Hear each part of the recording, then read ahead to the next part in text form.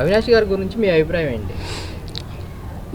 ప్రతి ఒక్క తల్లికి తన కొడుకు ఎలా ఉండాలనుకుంటాడు, ప్రతి ఒక్క తండ్రికి తన కొడుకు ఎంత గొప్పగా అవ్వాలనుకుంటాడు. అలాంటి ఒక కలల రాకుమారుడు దేవినేని అవినాష్ గారు. ప్రజల కష్టం తెలిసిన వ్యక్తి, ప్రజల మనసును గెలుచుకున్న వ్యక్తి, ప్రజల్లో ప్రజల చేత జయహో అవినాష్ అనిపించుకున్న వ్యక్తి, జననేత చేత మనస్సుతో గెలుచుకొని ఇక్కడ ఫస్ట్ సీట్ రప్పించుకున్న వ్యక్తి. నేడు తూర్పు దేవినేని అవినాష్ గారితోనే మార్పు. ఈ నగరానికి అవినాష్ గారు ఎలాంటి అభివృద్ధి కార్యక్రమాలు తీసుకొచ్చారు? నగరంలో తూర్పు నియోజకవర్గంలో మొత్తం ఎన్ని డివిజన్లు ఉన్నాయి, అన్ని డివిజన్లని సమానంగా ఒక కన్న కొడుకు ఏ విధంగా అయితే చూసుకుంటారో ఆ విధంగా అందరినీ సమానంగా చూసుకున్నారండి జగన్మోహన్ రెడ్డి గారు. మన తూర్పు నియోజకవర్గానికి వస్తే ఇక్కడ ఎమ్మెల్యే వేరే పార్టీ వ్యక్తి అయినా కానీ, ఎవరైనా కానీ, మంచి అయినా చెడైనా ఏదైనా ప్రజలు నా వాళ్ళు అని చెప్పి జగన్మోహన్ రెడ్డి గారు తూర్పు నియోజకవర్గ అభివృద్ధికి ఎన్ని వందల కోట్లు కేటాయించారో అన్ని వందల కోట్లు ఒక్క రూపాయి కూడా వేస్ట్ కాకుండా ప్రతి ఒక్క పనికి ఉపయోగపడేలా చూసుకున్న వ్యక్తి దేవినేని అవినాష్ గారు. తూర్పు నియోజకవర్గం అభివృద్ధి పదంలో దూసుకుపోయిందనడానికి అనేకమైన వాటిని మనం చూపించవచ్చు. ఉదాహరణకి 18వ డివిజన్నే చూపించి ఒక 4 మాటలు చెప్తాను. బడి కట్టాం, గుడి కట్టాం, పార్కు కట్టాం, రిటైనింగ్ వాల్ కట్టాం, రిటైనింగ్ వాల్ పక్కనున్న వాకింగ్ ట్రాక్ కట్టాం, కళ్యాణ మండపం కట్టాం, ఇలాగా రోడ్లు వేసాం, లైట్లు వేసాం అని చెప్పుకుంటే ఇప్పుడు నేను చెప్పిన వాటన్నిటిని ఒక్కొక్క దాని గురించి వివరించుకుంటూ వెళ్తే గంట పట్టుద్ది. చెప్పమంటే ఇప్పుడు దాని గురించి కూడా చెప్తా. ఒక పిల్లవాడు రోడ్డు మీద ఏడుస్తుంటే దేవినేని అవినాష్ గారు, కార్పొరేటర్ వెంకట సత్యనారాయణ గారు ఇద్దరు రోడ్డు మీద వెళ్తూ ఏంటమ్మా ఏడుస్తున్నావు అంటే వాళ్ళ అమ్మ నాన్నకే చూపిస్తే వాళ్ళ అమ్మ నాన్న దీనంగా ఉంటే ఏంటమ్మా అంటే ఈ రోడ్డు దాటి 5వ తరగతి తర్వాత చదువుకోవాలంటే రోడ్డు దాటి వెళ్ళాలి, లారీలు వస్తాయి, బస్సులు వస్తాయని బాధపడుతున్నారు.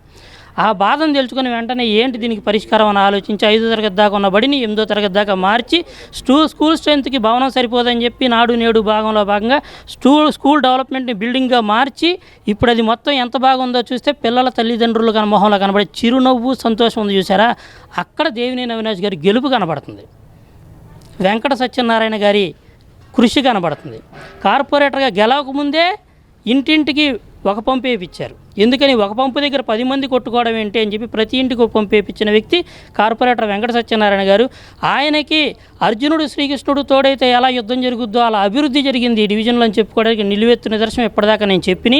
పార్క్ అనేది టీడీపీ హయాంలో దోచుకుని ఈ పార్క్ ఉన్న ప్లేస్లో ఇదివరకు ఒక రేకుల షెడ్ ఉండేది. ఆ రేకుల షెడ్ మొత్తాన్ని కూడా కబ్జా చేసి టీడీపీ వాళ్ళు డబ్బుల రూపంలో దోచుకుంటుంటే వెంకట సత్యనారాయణ గారు కార్పొరేటర్ అయిన వెంటనే ఈ విషయాన్ని దేవినేని అవినాష్ గారికి తెలియజేసినామంటే ఇద్దరూ కలిసి కమిషనర్ గారి ద్వారా అక్కడ ఉండే మొత్తం కబ్జా కబంధ హస్తాల నుంచి విడిపించి దాన్ని పార్కుగా అభివృద్ధి చేసి అవ్వాతాతలు చిన్నపిల్లలు రోడ్డు మీద నడుచుకుంటూ వెళ్తున్నా చక్కగా ఆడుకోవడానికి, పిల్లలు ఆడుకోవడానికి, పెద్దలు వాకింగ్ చేసుకోవడానికి, యువత క్రికెట్ ప్రాక్టీస్ చేసుకోవడానికి ఒక గొప్ప ప్రదేశంగా ఏర్పడింది ఆ పార్కు. ఆ తర్వాత కొంచెం ముందుకెళ్తే సగంలో ఆపేసిన రిటైనింగ్ వారు ఎక్కడో ఆగిపోతే దాన్ని డెవలప్మెంట్ చేసుకుంటూ ఇక్కడ దాకా తీసుకొస్తే దేవినేని అవినాష్ గారు ఆ పక్కనే ఉన్న రిటైనింగ్ వాళ్ళ పక్కనే ఉన్న ప్లేస్ని ఎటు వేస్ట్ కానివ్వకుండా చక్కగా దాన్ని ఒక మొత్తం ఆంధ్రప్రదేశ్ మొత్తం చూసేలాగా రివర్ పార్కుగా అభివృద్ధి చేసి అక్కడ మళ్ళీ సైక్లింగ్ కానీ, వాకింగ్కి కానీ, పిల్లలు ఆడుకోవడానికి కానీ, జిమ్కి కానీ ఇలా ఒక గ్రీనరీ ఒక చూడడానికి ఒక మహా అద్భుతంలో వారధి మీద నుంచి కనిపిస్తుంది. దీన్ని మొత్తం ఆంధ్రప్రదేశ్ చూసి గర్వంగా తలెత్తుకొని చూసే విధంగా తూర్పు నియోజకవర్గాన్ని చేసిన వ్యక్తి మన దేవినేని అవినాష్ గారు.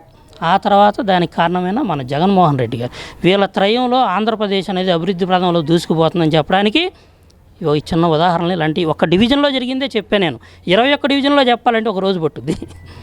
మీ సమస్యలు ఏదన్నా ఉంది అంటూ దేవినేని అవినాష్ గారి దగ్గరికి వెళ్తే మీతో ఎలా స్పందిస్తారు? ఉదయాన్నే 4 గంటలకు లేస్తారండి, స్నానం చేసి కిందకు వచ్చేస్తారు. కరకట్ట గొనదల ప్రాంతంలో కొండ ప్రాంతంలో ఉండే జనాలందరూ 6-7 పనులకు వెళ్ళిపోతారు, 8 పనులకు వెళ్ళిపోతారు. వాళ్ళు ఏదైనా సమస్య చెప్పుకోవాలంటే ఉదయమే రాగలరు, ఆ 7 వచ్చేయగలరు. వాళ్ళు 7 వచ్చేస్తారని చెప్పి 4 లేసి 6 కిందకు వచ్చేసి వాళ్ళ దగ్గర వినత పత్రాలన్నీ తీసుకొని మళ్ళీ ఈ వినత పత్రాలన్నీ తీసుకోవడంతో ఆగదు ఆయన ప్రయాణం. ఆ వాటిని పరిష్కరించడానికి ఒక టీంని ఏర్పాటు చేసి ఆ అధికారులతో మాట్లాడి ఆ టీంను పంపించి ఆ ఇళ్ళకు పంపించి పని అయిపోయిన తర్వాత మళ్ళీ ఆ ఇంటికి పంపించి అమ్మ మీ పని అయిపోయిందని చెప్పిన తర్వాత ఆ గుణదల ప్రాంత ప్రజల వాసుల్లోనే కానీ, తూర్పు నియోజకవర్గ ప్రజల మనసుల్లోనే కానీ ఎంత సంతోషం ఉంటుందో ఒకసారి ఆలోచించండి. ఇది ఆయన పనితీరు. దేవినేని అవినాష్ గారిని గెలిపించుకుంటారా?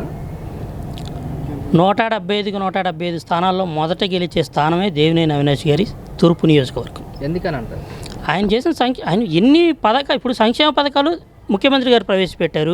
డివిజన్ల అభివృద్ధి పథకాలన్నింటినీ పరిగెత్తించిన ఘనత దేవినేని అవినాష్ గారిది. ఉదయాన్నే 4కి లెగిసి 6 కిందకు వచ్చి 7 దాకా ప్రజలను చూసి 7 తర్వాత మళ్ళీ జనాల్లోకి వచ్చి గడప గడపకి తిరుగుతూ ప్రతి ఇంటిని టచ్ చేసి అవ్వాతాతలను పలకరించి, స్కూల్కి వెళ్ళే పిల్లలను పలకరించి, ఇంట్లో ఉన్న కష్టాలు తెలుసుకొని ఈ కష్టాలన్నింటినీ తీరుస్తూ ప్రతి ఒక్క విషయంలో నేనున్నా నీకు సొంత కొడుకుగా, నేనున్నా నీకు పెద్ద అన్నగా అని చెప్పి ప్రతి ఒక్క ఇంట్లో కూడా ఇప్పుడు దేవినేని అవినాష్ గారు అంటేనే తెలుసు. కానీ ఈ నియోజకవర్గ ఎమ్మెల్యే ఎవరంటే దేవినేని అవినాష్ అనుకుంటున్నారు. 4.5 సంవత్సరాలైంది గెలిచిన ఎమ్మెల్యే ఇప్పటిదాకా కనబడి. ఏ రోజు వచ్చి చూశారు గద్దె రామ్మోహన్ని ప్రజలు? చెప్పండి. ఇప్పటికి అడగండి ప్రజలను ఎవరైనా కానీ, మీ ఎమ్మెల్యే ఎవరంటే అవినాష్ గారు అని చెప్తారు. ఎందుకంటే ఆయన ప్రజలను గెలిచాడండి. రేపు గెలిచేది ఆయనే. ప్రజల మనసులు గెలిచేశాడు ముందే. ఎప్పుడో అయిపోయాడు ఆయన ఎమ్మెల్యే.